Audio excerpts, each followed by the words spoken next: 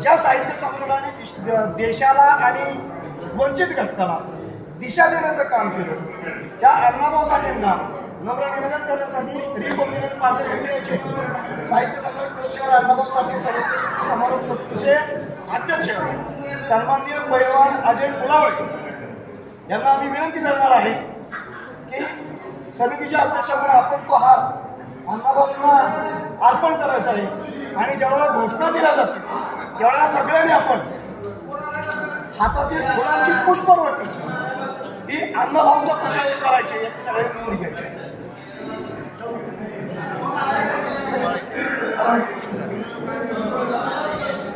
साहित्य सम्राट लोकशाही अण्णाभाऊ साठेंचा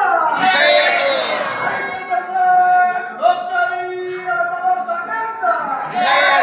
साहित्य सम्राट लोकशाही कामगार नेते साहित्य सम्राट अण्णाभाऊ साठेंचा अण्णाभाऊ साठेंचा अण्णाभाऊ साठेंचा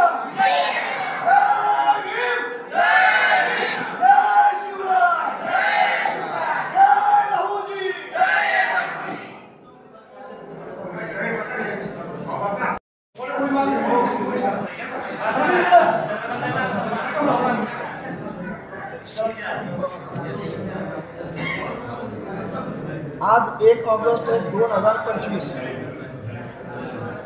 मराठी भाषेच्या प्रवर्धनासाठी संवर्धनासाठी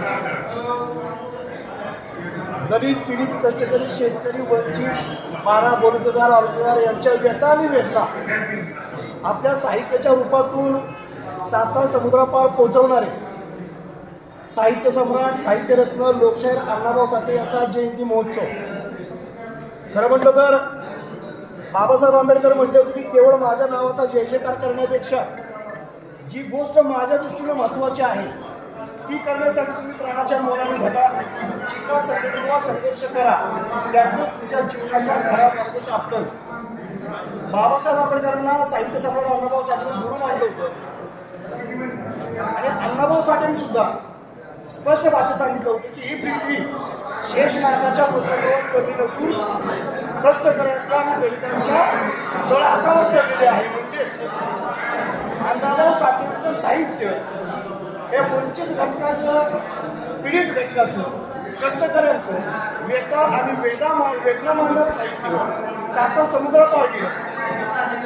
1.5 दिवसामध्ये शाळा शिकलेल्या अण्णाभाऊ साठे कामगार चळवळीत प्रचंड मोठ्या प्रमाणात त्यांनी लढा उभा केला होता. एक आवर्जून सांगतो, हा लढा उभा करत असताना गिरणी कामगारांना अण्णाभाऊ साठेंनी न्याय दिला आणि त्यावेळेला अण्णाभाऊ साठेंनी सांगितलं होतं की गिरणी कामगार किंवा कामगार वर्ग उपाशी राहणार नाही याची खबरदारी घ्या. मात्र आत्ताचं जात्यंत सरकार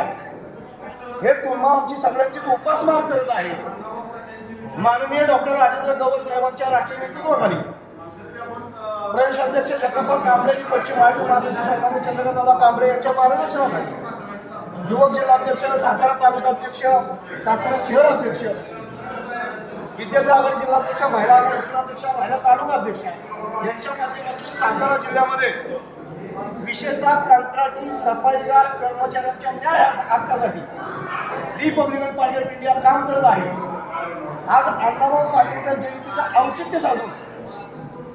सातारा जिल्हा परिषदेचे जिल्हा आरोग्य अधिकारी डॉक्टर महेश खलिपे हा कशी कामगारांचं शोषण करतोय, पिळवणूक करतोय, या अनुषंगानं आज